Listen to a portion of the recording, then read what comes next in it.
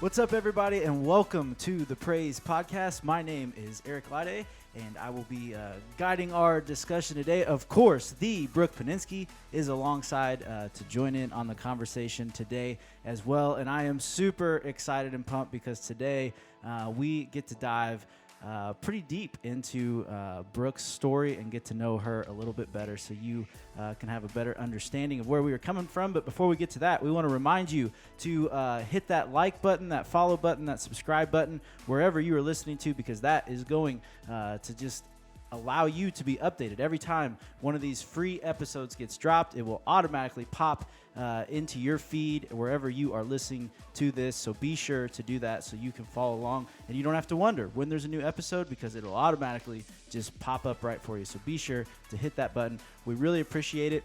Ratings and reviews is another thing we would encourage you to do. Preferably nice ratings and preferably nice reviews, but those help this podcast get seen by more people. So be sure to do that. And of course, you can always share it with all your friends and family. And that is another great way to get this message out. So that being said, there's also, we were just talking, there seems to be some type of construction happening outside of the studio that we are recording this in. So if you possibly hear banging and what sounds like large construction equipment, never fear, we're not working in here. It's just happening literally on the other side of this wall. So that's what those booms and bangs are. That being said, Brooke, how are you today? Hi, I'm good. I'm nervous. I know. She was reminding herself and her watch to take a deep breath before we did this. Yeah, I always get really nervous about talking about stuff like this. Not that I mind, but it's always just like you can't take it back, and it's like, what if you sound a little crazy? Yeah, It is what it is, though.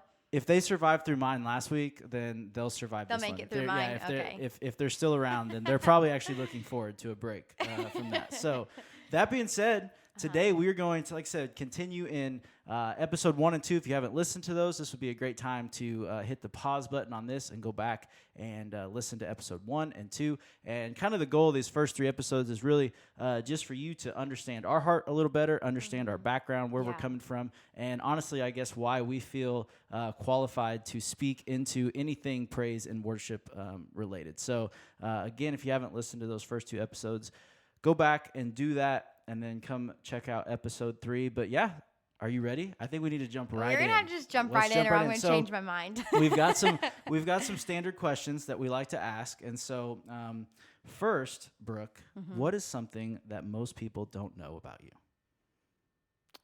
I don't know. Even though I knew these questions were coming, I probably should have thought about it a little bit longer. This is a hard question. It really is. Well, because then I'm like, well, what do people not know about me? Like, I feel like I'm an open book. You know, that's just in my personality. But I don't know. I was a collegiate athlete, which not a lot of people know because it wasn't ever a thing that I really talked a lot about. And it probably surprised a lot of people too.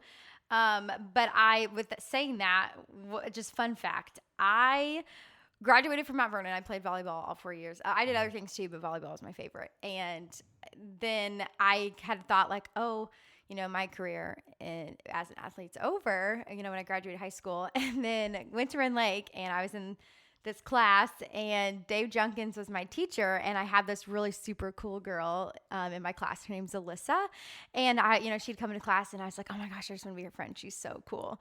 And she was a tennis player at Rend Lake, and Dave, the teacher, was her coach. And there was another friend, her name's Taylor. She was also in that class and whatever, and we just had so much fun together. Well, come to find, or I guess not to say come to find out, but yeah, they ended up needing 2 more girls to play tennis because of something that happened with I don't know what happened, but they needed more people.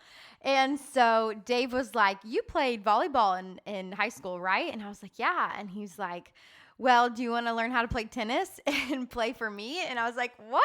Like, are you serious? So Alyssa and myself and Taylor, we became really, really good friends. And Alyssa literally taught me and Taylor how to play tennis. And we played tennis at Rend Lake College, just like that. Yeah. Now, so you also played volleyball, right? Well, I did at McKendree. Yeah. So when I transferred from Rend Lake to McKendree, I was able to play volleyball at McKendree, which was super fun. Which I wouldn't have anticipated that, or it wasn't ever a thing that I was like, oh yeah, I'm a collegiate athlete. It was really just for fun, and I just enjoyed it so much. So that was super fun. But yeah, the whole tennis, in college thing, having never played it in my life. And then, it was just super fun. So not a lot of people know that about me, but I never played tennis until I got to college and played tennis. I had a friend in high school who was super good at tennis, like went to state every year, like legit. And he tried to take me like 2 or 3 times and teach me. I was terrible, and he was just like, "Tennis is not for you." Yeah, so well, in a way, it's so much harder than it is harder than it looks. Yeah. But in a way, there were a lot of similarities with tennis and volleyball. I mean, obviously, the biggest one. The ball, the ball, the ball in the net, whatever. But like tennis, you have to it's better if the tennis ball bounces before you make contact. And in volleyball, like that's kind of, not really how that goes. Yeah. But anyways, no, it was super fun. Just, I don't know, agility wise and just kind of the concept there. I was able to catch on really quick. But so my friend Alyssa, she's the best. I love her still to this day. Okay. Yeah. So fun fact. Yeah, that is a fun Did fact. You know that? I knew that you played volleyball. I think I knew that you played tennis, but I definitely had forgotten that fact. Yeah. I think I knew that was a thing, but it was super fun. Yeah, that, which is kind of funny because I was thinking like my wife Adrian played volleyball, and like you both are like what 5'2", 5'3", which is just always. I mean, Adrian's even taller than I am, but it's funny to think that there are like short people in volleyball. Yeah, that gives me hope. Had I ever played, I would have had a chance. Yeah. All right, so let's switch gears a little bit. Sure. What is your favorite song to lead? My favorite song to lead? Your favorite song to lead. Oh my gosh. I don't know. I mean, they're just so, I just love, I mean, anything truly like in my like gutsy, like, oh, the Holy Spirit's so thick right now kind of moment. Like I love anything like Kim Walker does. Mm-hmm. I mean, it's just very, we're talking like show me your glory, and things like that. Or even we talked about You Won't Relent before. And I don't know, just lyrically, it's just a lot of her stuff so powerful. Protector, we've done that one before. That's one of her newer ones. But Kim Walker, anything by Kim Walker is probably like a go-to. And of course, I've always loved Carrie Job. So like, I don't always love to sing Carrie Job because she's just crazy and she's just so good, and I can't do that. But I do love any time we do something of hers. But if you've ever heard Brooke sing, you know that there is like if Kim Walker had a daughter, like it would probably be Brooke. Oh, if you've never heard that, that's probably one of like the best compliments anyone could have given me. Well, Thank you. What is your least favorite? This is the one that I'm very curious in. Okay. Especially knowing that I usually pick the set list, and so now I'm going to know when I put this song on there that you're going to be like, Brooke doesn't like this song. No, I know my answer, but it's not for reasons you would think. My least favorite song to sing, and it has nothing to do with me not liking the song, and quite frankly, I love the lyrics behind the song. It's a radio song, and I know how you feel about radio songs, though, but I will not listen to anymore or sing the song Symphony. I can't. Yeah. I can talk about that later on in a minute, but it was more of like the season, like the moment that I had to sing it and all that went into it. I just like scarred a little bit. It's not an easy song. Yeah. I mean, but the song's great, but I just please don't ask me to sing it. You got good odds that one won't. Yeah. I'm not worried about that, but that's funny. All right. So now we know. Now we know your favorite and your least favorite. Yeah. But who sings that song? Do you even know? I don't even know. I don't know. You're Riding My Symphony. Yeah, I know. It was like really popular for like a second it was, around here. And then the Christian radio latched onto that one. Yeah. For yeah. Sure. I mean, played it anyways. A lot. Yeah. Yeah. What is one goal, dream, or thing that you want to accomplish or experience? And I'm very actually curious because you're like somebody who is a goal and dream accomplisher. I'm a 7. I know. So I'm curious to see what you're going to say here because I'm like, what goals, dreams could she possibly have left? Oh, that's crazy. Well, I mean, that's kind of, but I don't always think about it like that. But I honestly, something that I've always wanted to do that I could do one day, I don't know. I used to be a teacher before this. And so I was always like a reading or English teacher. That's kind of just every year. I was first at junior high, English and reading. And then in 3rd grade, my co-teacher, Allie, she was the math and science person and I was the reading English person again, So I was always into reading, writing, all that stuff. So just with like children's literature, with that, it just kind of, sparked an interest to write children's books, but some that, aren't tainted with, worldly agendas, for our kids and things like that. And so I think either if it just, whether it be a series or whatever, but I just think children's books are so fun, and they're great tools in the classroom, and they're great tools at home. So that's something that I've always thought, like, oh, maybe one day I could do that if the opportunity ever came. But yeah, so just... As someone who has read my share of children's books to yes, my kids, you have. there's a lot of them out there, but boy, there's room for more. There's room for good ones. Yeah, sure. Some of them you're like, somebody got paid for this. Like somebody made money off of this book. Off this book, yeah. I guess I bought it, so you did. You spent your money on that book, which is why they got paid. Yeah. But yeah, so I don't know. Maybe one day it'll happen, and maybe even like outside of children's books, like even if there was, any kind of book. I don't know. I just, when the opportunity comes, I just pray that I have peace to know and discernment to decide, and just jump on board and see what comes of it. But that would be, author life, I guess, would be a goal or dream. So I have one more question before we get into the meat of this. Okay. And this is a different one. And this is one that you're like, I have a question. I know, and I just want to throw you off for just half a second. Okay. And then you I feel like I've already felt that way, but. Well, okay. So basically, why is your current boss the best boss in the world? Oh my gosh. I'm just kidding. You don't have to answer. Who's my boss? Who do I answer to? No, I'm kidding. So you are pretty great. I'm grateful for you. Try to be. Mm-hmm. So Brooke Poninski. Yes. Woo. What's your story? Well, I've thought about this, where to start and where to dive in. What do people want to know, or, what's beneficial to all of this, making sense. So, background, just to lay that out there. I have an adopted older sister. She is 2 years older than me, and then I was the firstborn of my parents, and then I have a little brother and a little sister, and then another little sister. So there's 5 kids altogether, and then my parents. And so we grew up, and I always felt like I grew up pretty poor and just kind of, I don't know, my parents worked, but they really didn't do a lot of like extra things or outings, or they weren't really involved in too much. And so it was just really like a lot of handling all the kids and getting all the things done. And it was just a lot. And of course my dad worked all the time. So I don't know, that was kind of, I had an early exposure to the foster care system, because of my older sister and my parents' involvement with that. So that I know will tie into kind of where I'm at right now in my life as well. But my little brother, his name is Blake. My little sister's name is Abby. And then the youngest one, her name is Maddie. So they are like my best friends. They're incredible. I love them so much. I'm so thankful for all my siblings. And with that being said, like my upbringing was really challenging and kind of traumatic, honestly.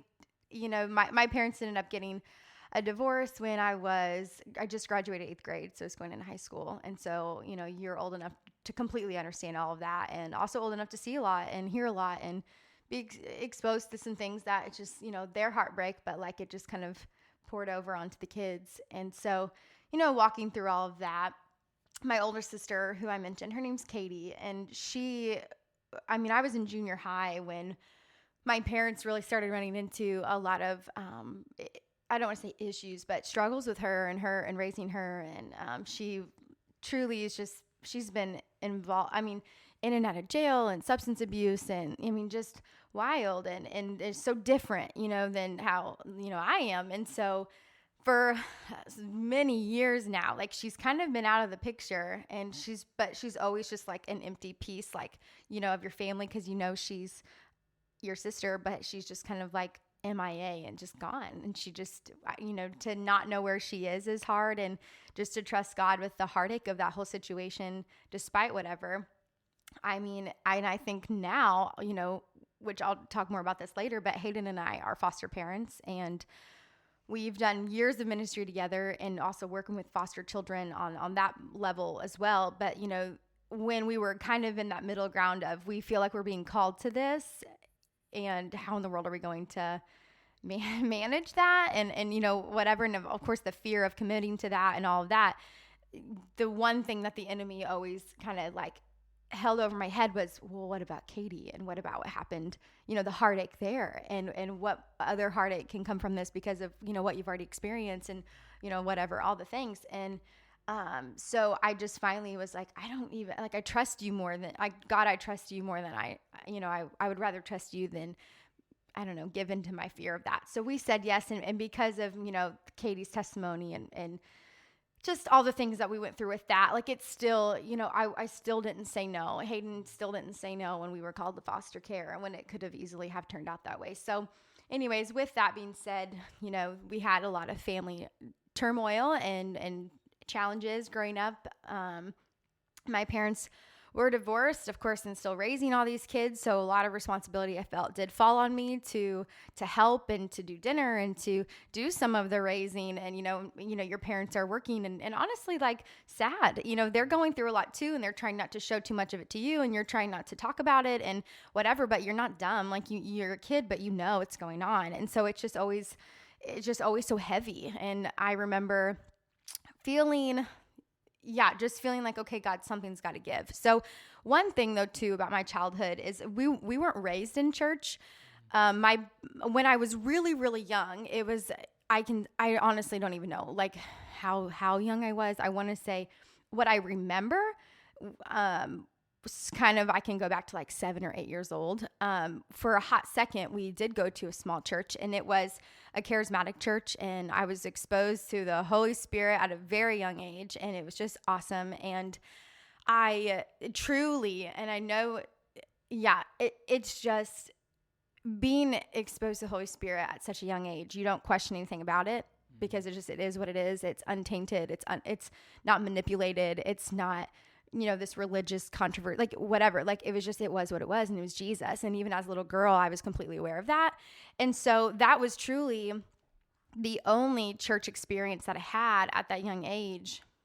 And there were years where we weren't churchgoers at all. And the only church then I really got was from this place. It's local and it's a local church camp that Hayden and I have been a part of forever, and I've been there since I was a little girl. But every summer, the summer was the only time I ever really got to learn about Jesus was at this church camp. And so I would literally feel like, I remember as a little girl feeling like, let me fill up and just learn as much as I can learn and just hang on to as much as I can hang on. And it'll last me all year till I come back next summer. And so in my mind, the church that I got in the summer was supposed to last me all year until I got to go back the next summer. And so it wasn't until I was in high school where I started to get plugged into church independently on my own. My best friend, Lauren, her family, they invited me to Central. And it was our freshman year of high school. We were at open gym, volleyball, hot 100 degrees in Chagnon, you know. And so Lauren's like, you know, we're going to go to church, whatever. So I would stay the night with her on Saturdays and wake up on Sundays and go to church with her and her family. And I was here at Fusion. And so as a high schooler, that was really like one of the main church experiences that I was really plugged in and like invested in as well. And so that's kind of how I ended up at Central, was through that. And so I would just go with Lauren. And then eventually I got my driver's license and could drive myself to church. And anytime the doors were open, I was here. And go ahead, sorry. Well, I would say I remember, so I had just graduated out of high school when like your age group was starting. And I remember there was like this whole mob of you. That I was still helping Jeremy with some stuff. And there was like this pack that arrived. And I was like, you know, who is this pack of people that just walked in? He's like, oh, they're just, you know, so-and-so, so-and-so, and so-and-so. And you were in that pack. But I remember before I kind of left for college, there was this just mob of girls that entered in. Yes. And I was like, I think I'm glad I'm leaving. But no. We were part of the mob. Yeah. It was awesome. So poor Jeremy, he did not understand what was about to go down. It was good. It was a good mob. It was so good. Yeah. So you've had all that. Yeah. Leads you up to all that point. Yeah. So I mean, we're talking like 7, 8 years old to I'm like 13 now. Yeah. So where does kind of this whole music thing start? Where does that fall into this picture?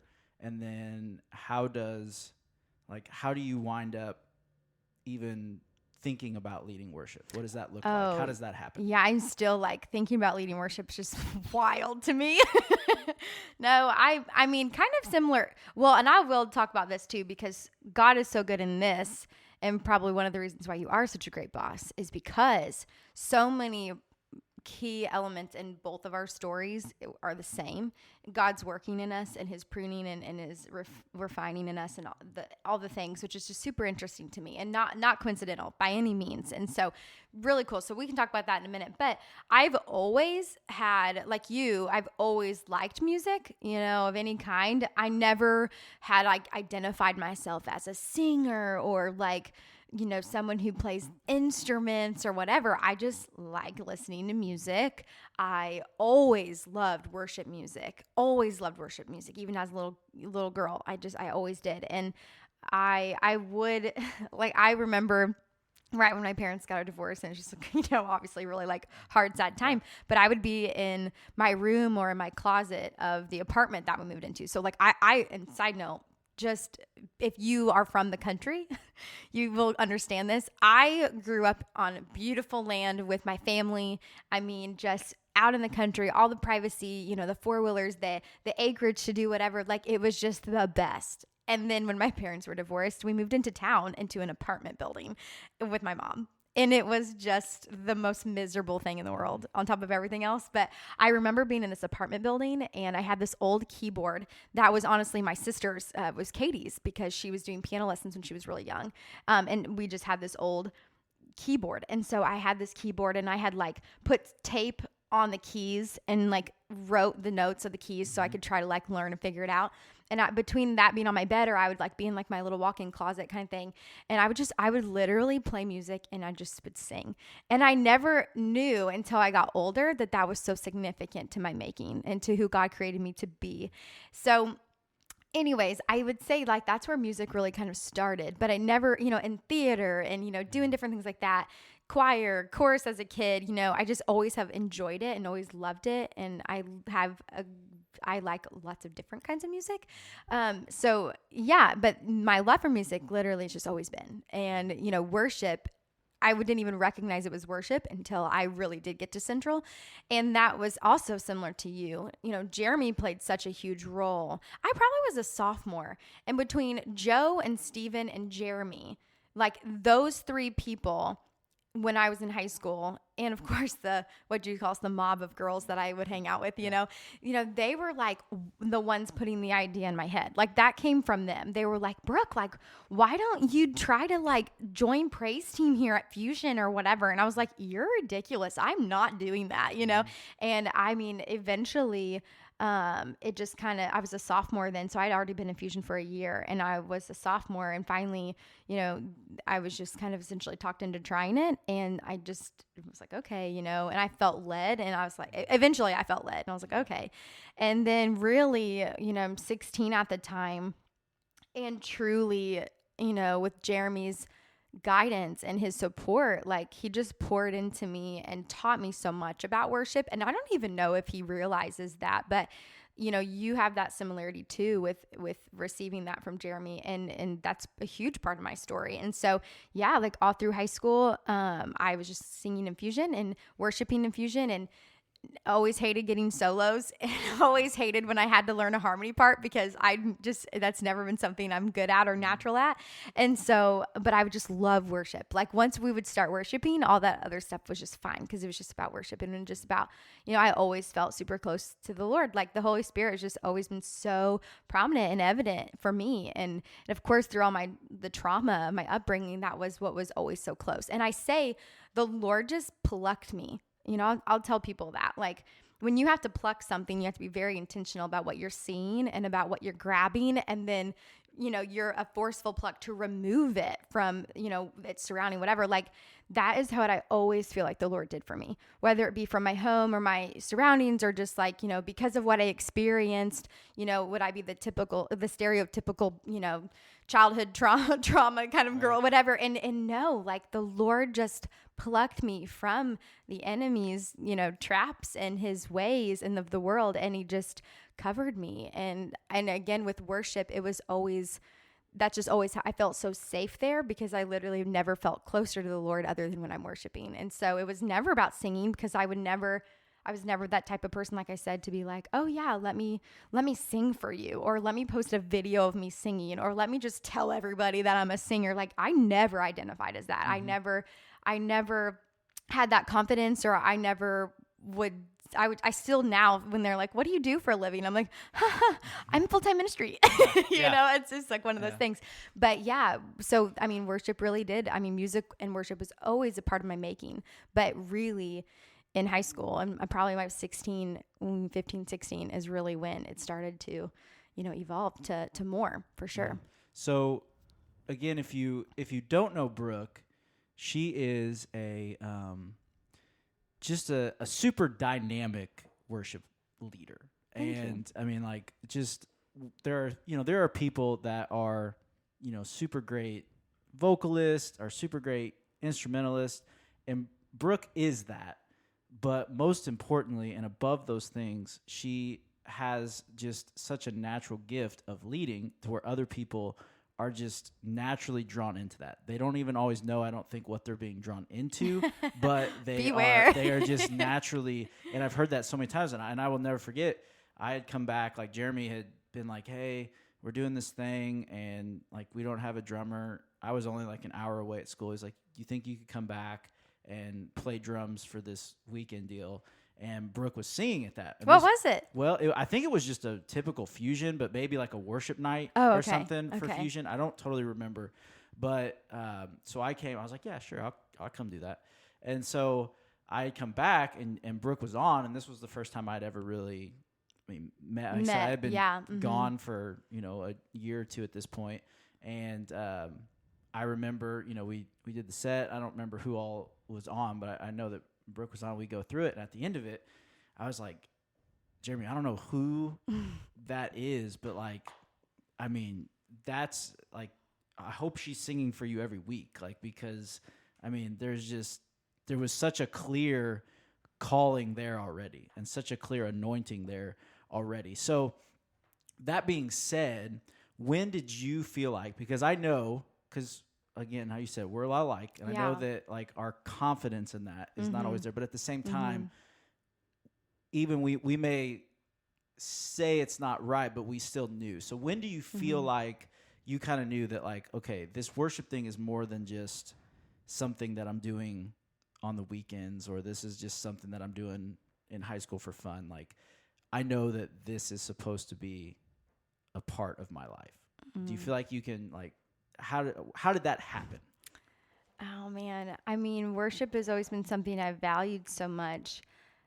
And it's not been honestly until recently that I've been able to accept the calling of like the bigger picture of worship as a legitimate part of my life.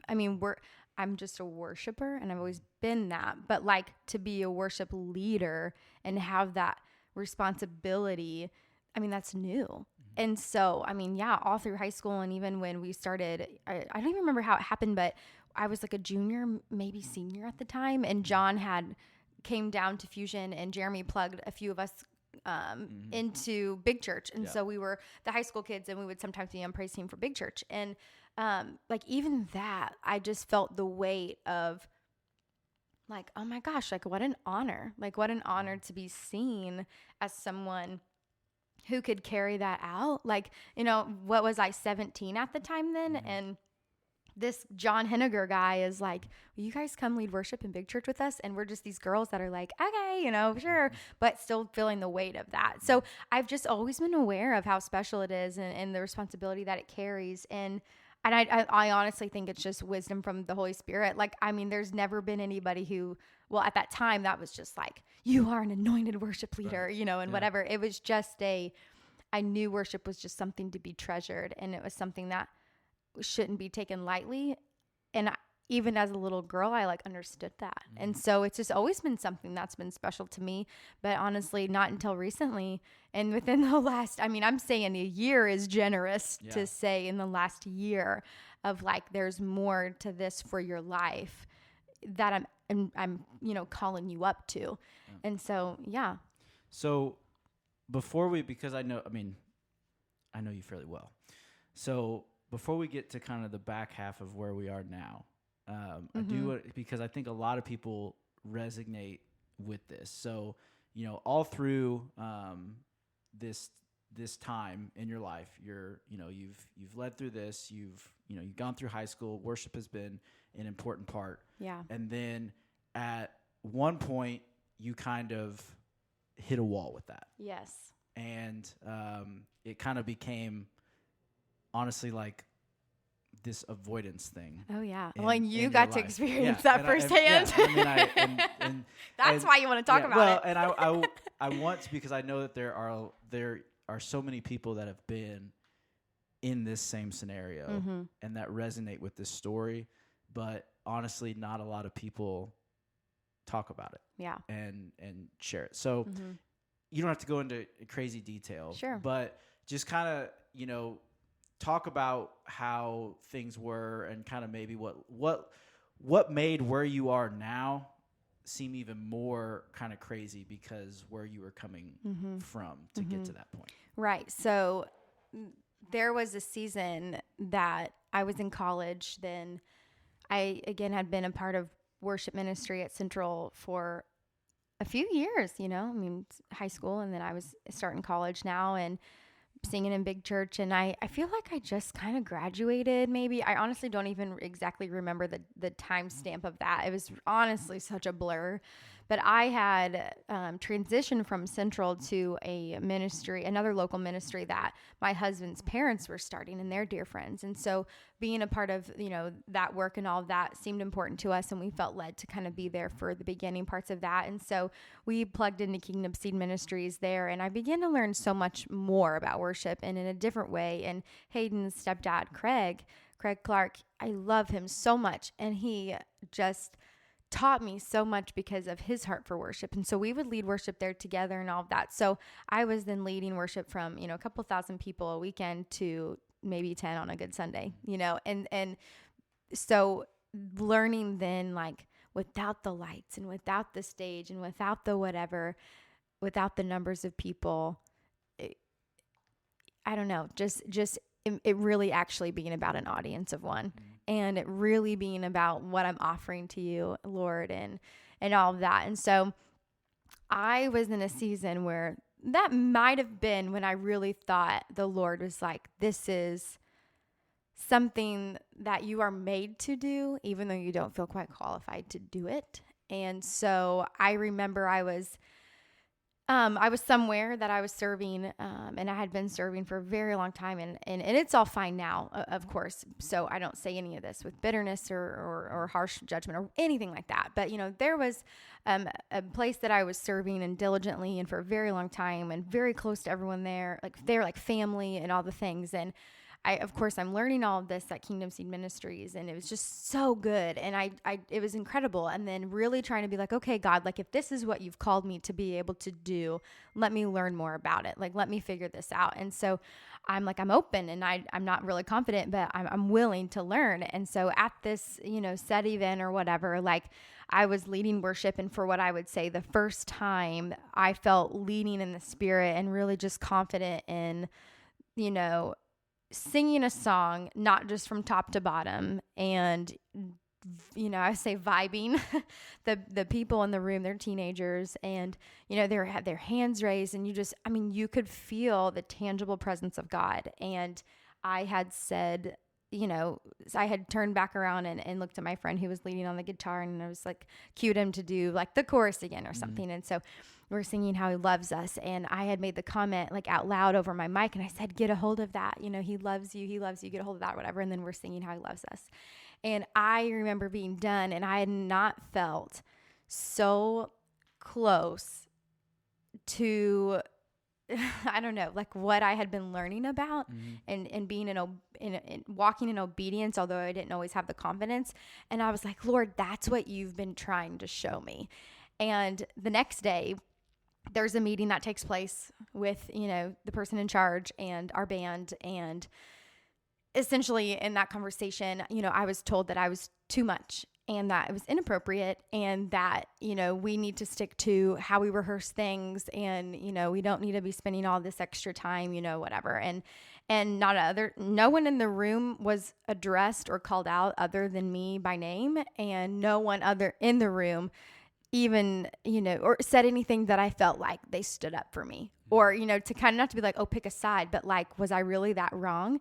These people who I love in a place that I serve, to be so misunderstood and then to have such hurtful commentary in such a vulnerable position as, a worship leader, it was super hard to take. And I just left completely like embarrassed and defeated and confused. Like, I never felt so close. I've never felt so obedient. I've never had such clarity. And then wham. And it wasn't just criticism from a stranger. It's criticism from someone who you love. And to be, to hear those things and for them to not have any room of like, let me try to understand or let me try to do this in a gentle way. It was just, maybe they were protecting and maybe out of fear or maybe just out of the way they're used to whatever. But it was really just like, it just was very, very hard. And truly, the enemy won that with me because, to answer your question, to go back to that question, I wasted a long time. That was the last time I led worship in a very long time. I mean, not only just in that setting, but at Kingdom Seed, back in church. And, a few years had even went by. Years went by. And Hayden and I finally, I think we just got married. And Hayden wanted to go volunteer back at Fusion and help Trevor because Trevor became the new pastor and all the things, of course. And so, which I mean, before that doesn't matter. But so we're in Fusion and volunteering there. And we were in Fusion again a year. And I remember you came up to me and you said, so are you like ready to help me do this or just not, and like you didn't really know how to ask, but you're like, you've been here a year and you've yet to pick up a microphone or even volunteer or whatever. And I don't know if you had heard about things. I don't know if it was just like, oh, maybe she's busy. Like, I don't know your perspective on that, but it was a year you asked. And then I was like, no. I feel like I told you no at first, didn't I?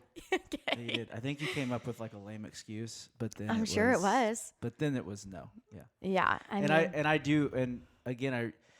think there's something to be, if you're listening to this and you are, you're leading people and you're leading volunteers, and I don't say this as in like I had some crazy revelation or discernment over the situation, but because it had been a long time since I would say we had necessarily been around each other, whatever. But I mean, we weren't like just acquaintances. You know what I mean? Yeah. And so, I mean, I didn't know what the deal was or what had happened, but there was a clear, like, you can tell when somebody's like, that spark isn't in the eye type thing, and you just know that, like, okay, there's more here than I know, but I also know that, like, in the back of my mind, I'm like, but I know the spark that was there, and that's not one that will stay put out for forever. And I'm really good at being persistent. Dealing to an 8. Yeah. And so I say that all to say is, there are a lot of people that are in your congregation or might even be on your team that have been through a similar deal like this. And that's why I know it's not always fun for you to share that or to kind of relive some of that. But I think it hits home for a lot of people because, the church hurt thing is real. And unfortunately, it happens more than it should or anybody would like it to. But I think being aware of that, and I think when I think there's a kind of a responsibility on our part, though, too, to kind of pull people through that a little bit because it's really easy to, and whether it's music or whatever in life, whatever your thing is, it's really easy to be like, no, you got me once, you're not going to get me again, kind of thing. Yeah. And it's easy to let somebody stay in that because you're like, oh, well, they don't, I don't want to put too much on them. But then it's like, there's a clear calling and God giftedness anointing here. And it's like, okay, we might need to ease into this, but like, you're like, I'm dragging you, kicking or screaming. This is gonna happen. So, well, I would hold on really fast. Just a few things I want to like clarify. One, the enemy uses church hurt in bigger ways than we should ever allow him to. My mom left the church because of church hurt, and that cost me my upbringing in church. So the enemy, we're talking, that's generational things that the enemy wants to have a hand on because of church hurt and because of pride and because of bitterness and because of religion and all these things. So one, we can't let the enemy have that, because then two, how ridiculous is it for me to then say, I had one negative encounter by people I loved and trust, and I felt embarrassed and I felt confused and whatever, and then I just stopped because I was stubborn, sure, but I was hurt. And I'm like, but I let the enemy steal years from me. And not only just when you think about it, like my life selfishly, what he took from me, but then like how many people then could have been impacted for the kingdom of God if I wouldn't have just stopped. And not because of me in my pride or anything like that, or because any of it comes from me, because I don't think that at all. But I do know that when people love Jesus genuinely, people are impacted. And I spent years not being able to impact people because of one incident, one time. And which also my third point being, situation was, like I said, now years ago, and it's fine, but like there is all forgiveness in the world there. That, I don't say any of this with, now like any bitterness or resentment or anger or whatever, like that's just forgiven and it's done and we've all moved on. And it literally is just something that like, oh, that happened. And like, now it's just part of my story, blah, blah, blah. But I'm sad in a different way now because just of what I said, the years I allowed the enemy to steal something from me. And then I just think, the anointing, when I finally accepted the anointing over my life, whether or not I agree with it or feel qualified to have it, it's there because God is good.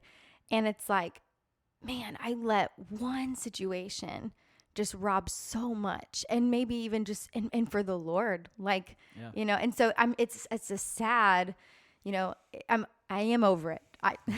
I promise, but it's sad in a different way because I'm like, man, like if I could go back, Lord, I'm so sorry that I stayed there so long. And it took way too long for me to get out of that. And the forgiveness with the situation and all of that happened, but the healing never did until like way later. The forgiveness happened and we moved on and I was still part of that, whatever, all the things. But I did not lead worship the same or at all for a very long time after that, And so, So on the other side of that, so you were, you and Hayden, you're married. Yes. You are. This is 2017 now. You are. Or 18. I don't even know. Yeah, we need like timestamps. I know. So you're just my whole life story. You are happily teaching. You're teaching at Summersville Grade School. Yeah. Okay. And so you're like jumping in. Okay, you're ready for it. Okay. We're jumping. We're jumping to where we are now. Okay. We're jumping to current. So catching on, so basically, all that happens, and then. Okay. How did you wind up in this chair across from me? This is where it gets good. And I'm sorry you've listened to like, what has it been? 30 minutes, 40 minutes? I don't know. Who knows how long it is. But, now it's getting real good. Like you thought that was good. Just wait. This part is so good in the sense of God's faithfulness. He can be so trusted. He's just so trustworthy. He can be trusted. So okay. Hayden and I are in this transitional season of life at this time. And Hayden went to college to be a geologist. He got a degree from SIUC for resource geology. And he essentially got that degree so he could make money. And as a man, that's what he wanted to be able to do and to provide for a family and all the things, whatever.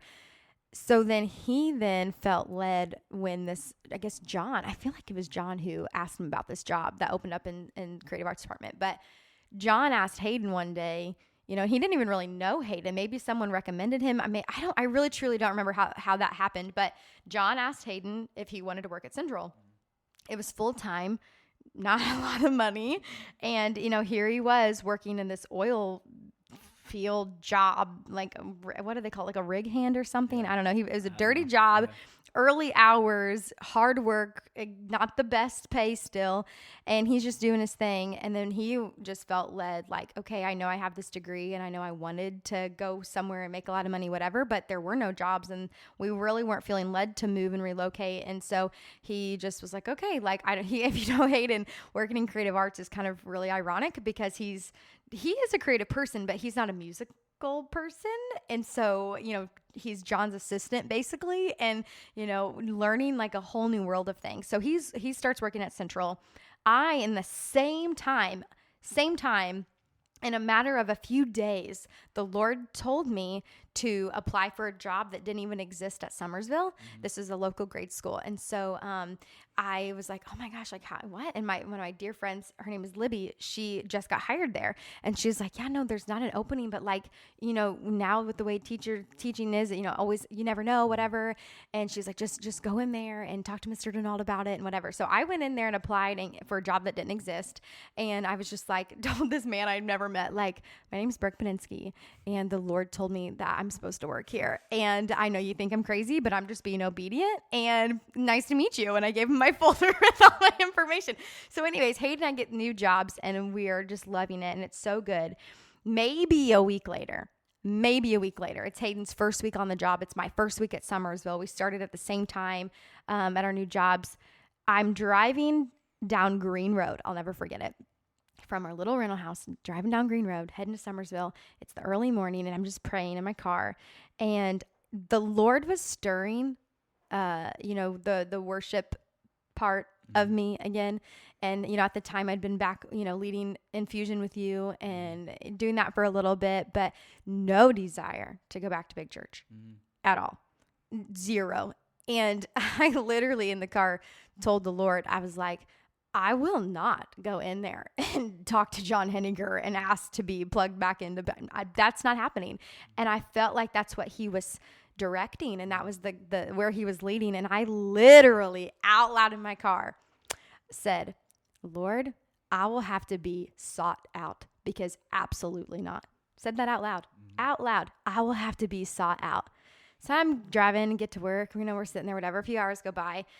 It's a Tuesday and I get a phone call from Hayden, and he's like, hey, so I know this is random, and I really honestly told John that you probably wouldn't say yes, but he has had someone, who had changed plans, and he needs someone to sing the song Symphony. It all makes sense. Yeah, he wants someone to sing the song Symphony this weekend at church, whatever. And the funny thing is, well, two things. Actually, this is pretty spiritual.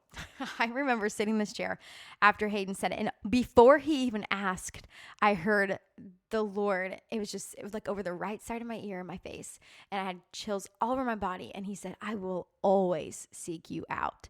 And then Hayden's like, so John wanted me to ask because, whatever. And I couldn't even really actually listen to Hayden, because I was just like having this outer body experience of like, God, you are just so real. I can't even believe it. You are just so persistent, and you're so good. And even though I don't want to, you tried to warn me, but like your goodness to then say like, I will always seek you out. And I just said yes. And I don't really remember saying yes, but the other cool thing, like the funny part of this story, was the night before this happened. It was late. I was driving from town home, and the song Symphony comes on the radio, and I'd never heard it before. And lyrically, I'm a lyric person, and lyrically I was like, oh my gosh, yes. Like, this is cool. I like this, Bob. Like, this is nice, and like, okay. And I really liked it. And it was the first time I ever heard that song. And then of course the next morning he's like, someone needs to sing the song Symphony at church or whatever. And I was just like, oh my gosh, you're in the details, Lord. You are just so in the details. And so that's really what started it. So then the next day, because this is Tuesday, we rehearse on Wednesday. So Wednesday rehearsal, I'm back in big church for the first time in years since I was like 18 or 19. And that's just crazy, it's just wild. And so I'm sure, yeah. So anyways, we ran through it and sang it all weekend, and it was what it was. And then like, lo and behold, I just keep being put on the schedule and I keep not being able to say no. So then it just was, and I just got back into it, and slowly but surely, that's when the Lord started to heal me. That's when I started to allow him to heal me, when I was receptive to it, because he was just opening my eyes to the bigger picture. And I just always then hear, like, I will always seek you out. And that's another thing, a part of your story that when you shared last time, I can relate to that, the element of like being sought out by Jesus, and it's just the most incredible thing. Which then kind of leads to the whole, the dinner, as we like to refer to it. Is the dinner. The dinner. Yeah.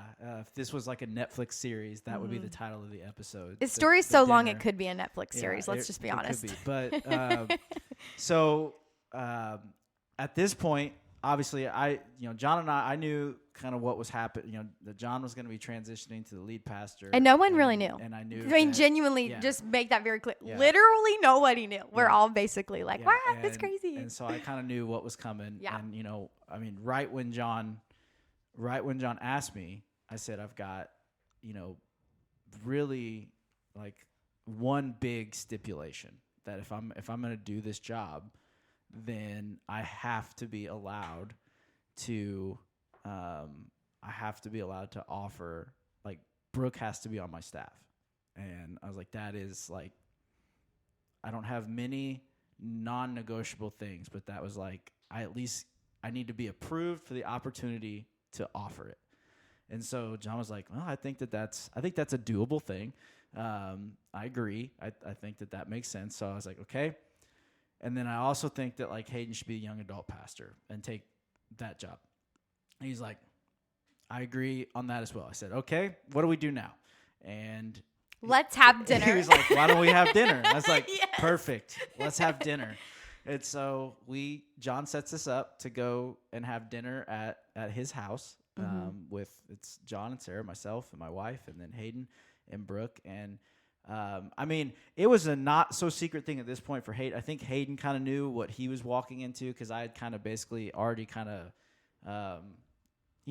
felt him out as far as like, is this something that you're going to, like, if this was offered to you, is this something that you'd be interested in, kind of thing, whatever. I don't think that you had any idea. Zero. The back half. I can't wait to tell my side of the story. So why don't you go ahead and do that? Oh my gosh. Okay. So and also what is it? September right now? It's September. So, this is just last December. So, it hasn't even been a year yet since this incident happened. I know I shouldn't say incident. It's a blessed moment. Right. Anyways, but so yeah, it's December. Again, I'm teaching full time at Summersville, loving it. Literally, like, it was almost humorous because I would tell the Lord every day, this is just the best job at the best school with the best people.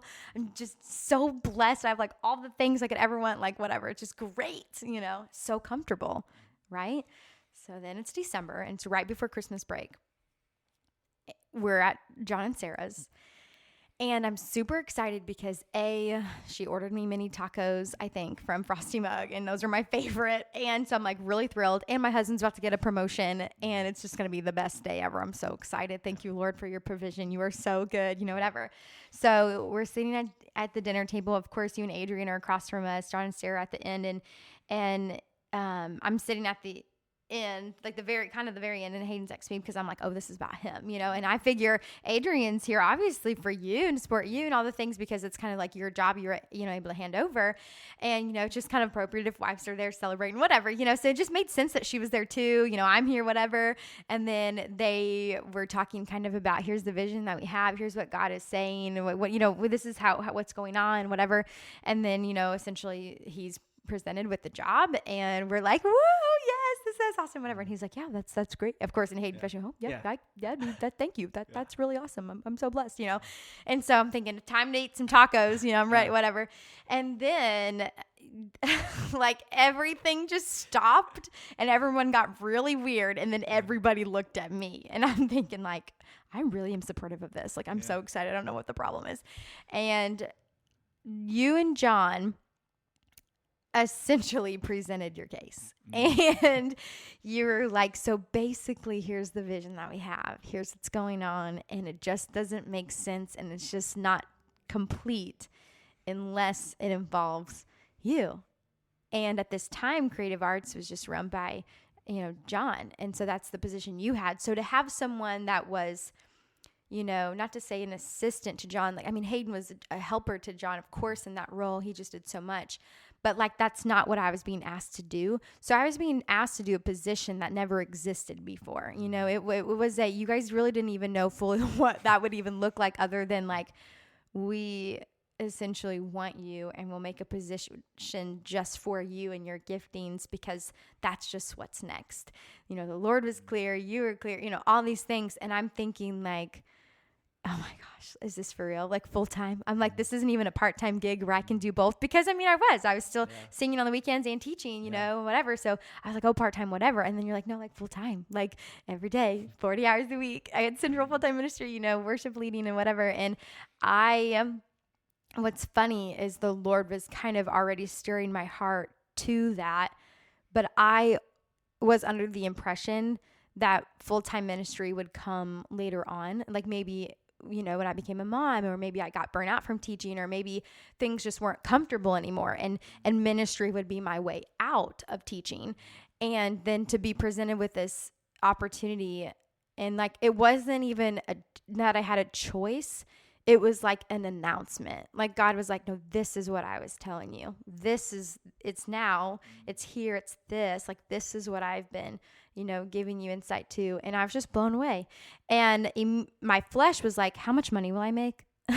Will I be able to pay my bills? All anyone ever says is how full-time ministry pays you nothing. And I'm like, I already make nothing as a teacher, Yeah. So I'm like, oh my gosh, And I don't even remember what I said. I don't remember. I didn't say a whole lot. I really don't remember much about it. I was just, my mind was going to 100 miles an hour, but I really it was such a blur. But I'm going to tell on you on this.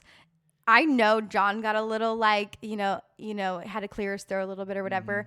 But that was the first time in our friendship that I've ever seen you be emotional, and not to be like whatever, but I knew then how much it actually meant to you and John, and how much you've prayed about it, and even taking that step to just ask.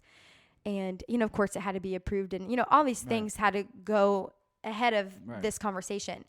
And when I knew the impact it had on you, that's when I was really like, oh, this is for real.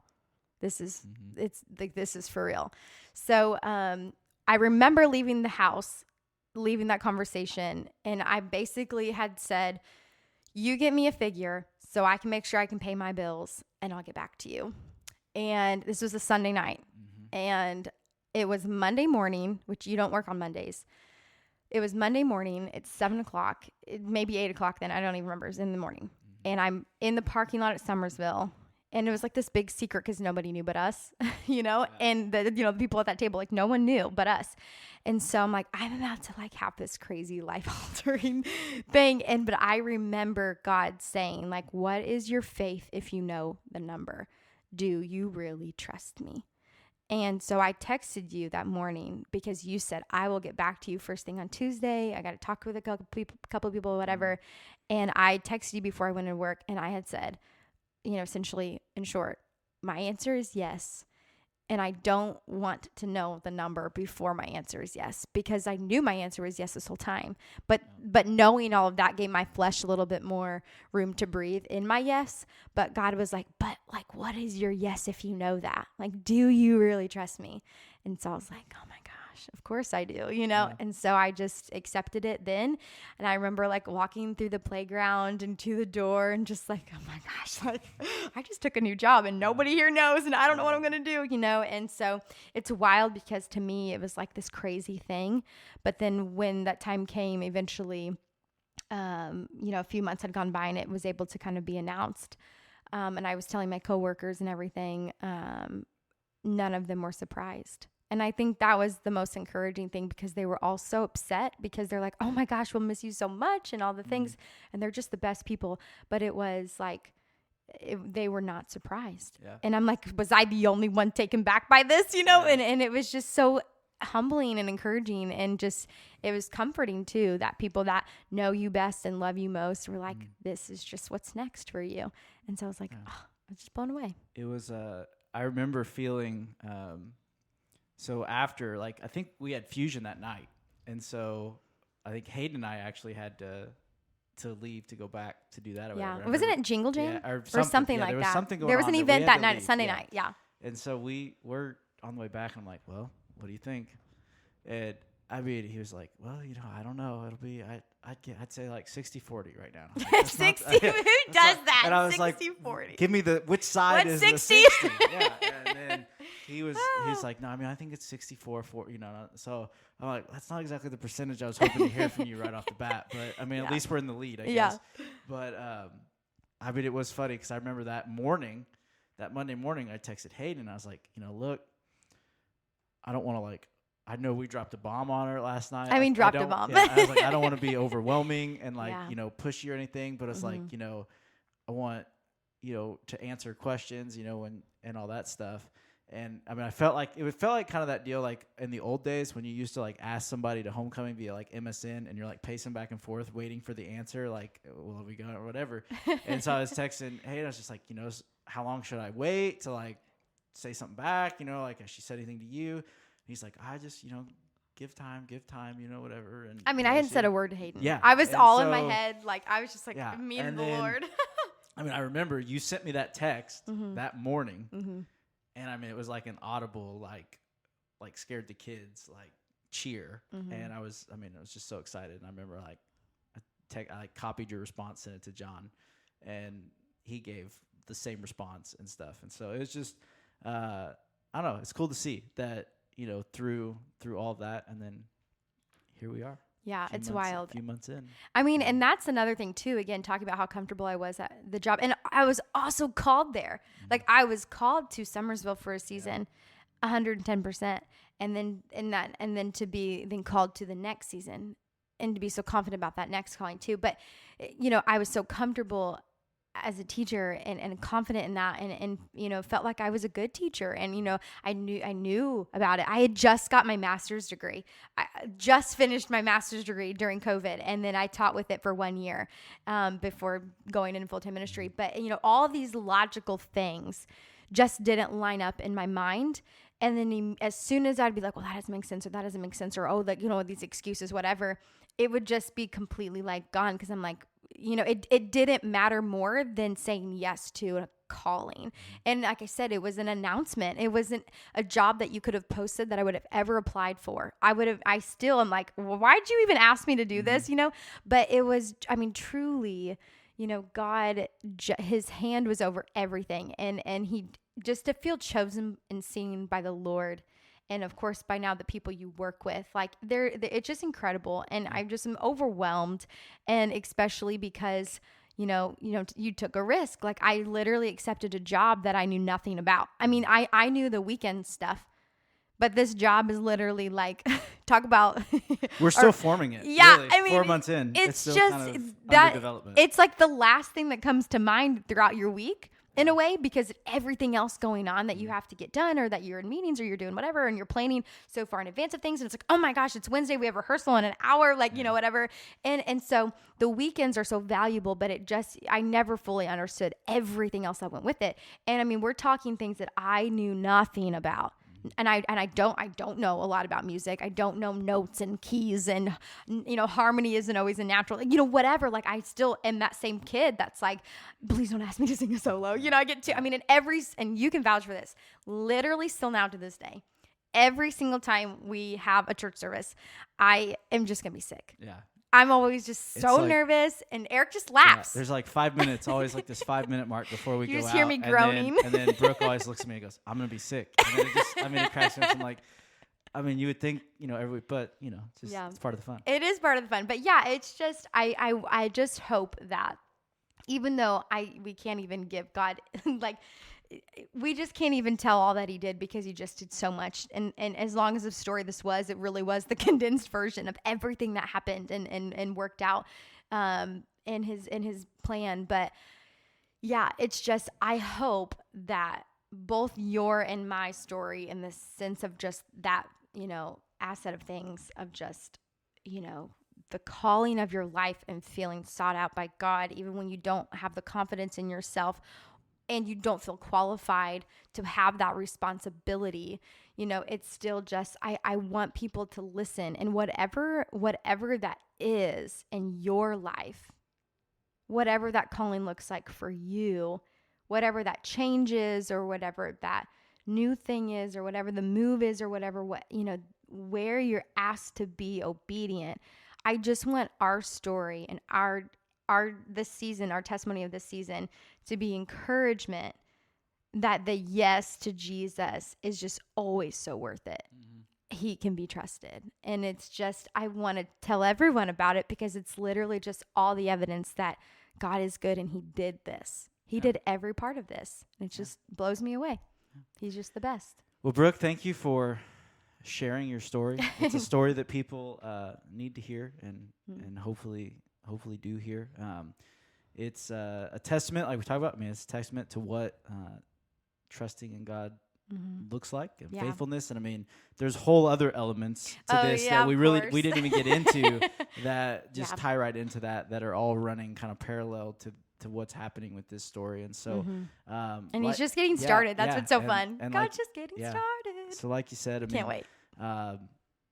Trusting God, a yes to God, is always better than trusting in anything else and saying a yes to anything else. And so if you take nothing away from my story, from Brooke's story, hopefully that is the one thing that you will take, that whatever God's laid on your heart, whatever that tug is, it's not going to be comfortable. Most likely it will be very uncomfortable.